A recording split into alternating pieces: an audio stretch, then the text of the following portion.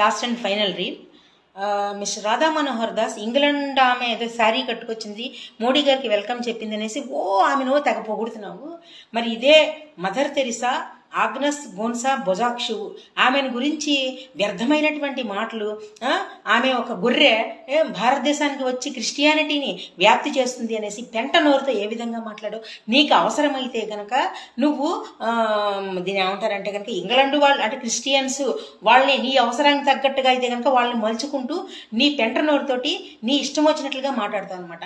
మరి ఇదే mother Teresa, ఆమె అసలు చీర కూడా కాదు, మొత్తం అంతా కూడా ఆమె అంతా కూడా అసలు ఏమీ కనపడకుండా చాలా ఇదిగా భారతదేశానికి మురికివాళ్ళలో సేవ చేయడానికి వచ్చినప్పుడు ఆమెను గురించి నువ్వు మీ సనాతనవాదులు భారతదేశానికి ఆమె మత ప్రచారం కోసం వచ్చింది, ఆమె అందుకోసమే వచ్చింది, అది ఇదనేసి మీరు మాట్లాడలేదా?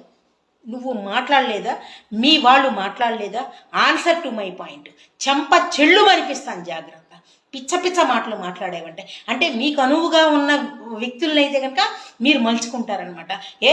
మదర్ తెరిసా అంత గొప్ప మహా తల్లి కాదా ఆమెను గురించి వ్యర్థమైనటువంటి మాటలు నువ్వు మాట్లాడలేదా?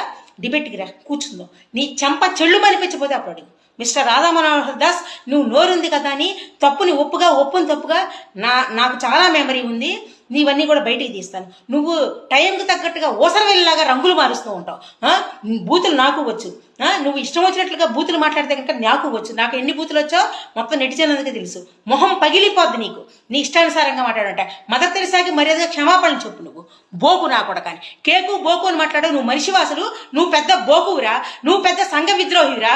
అసలు నిన్ను లేపేయాలరా, గ్రెనేడ్ పెట్టి నిన్ను లేపేయాలి. అసలు మామూలు ప్రేలుడు ధాటి కాదు, నీకు అసలు 100 పెట్టాలన్నమాట బాంబులు నువ్వు ఉన్న చుట్టూరా.